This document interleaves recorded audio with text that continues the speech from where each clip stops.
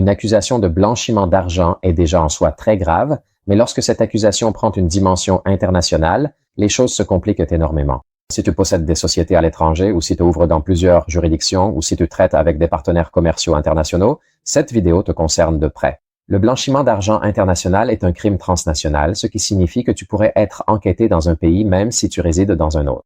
Les autorités de différents pays collaborent en échangeant des informations financières et bancaires, et cela peut entraîner des demandes d'extradition, des mandats d'arrêt européens ou internationaux, ainsi que la saisie de biens situés n'importe où dans le monde. Les risques ne sont pas seulement juridiques, mais aussi opérationnels.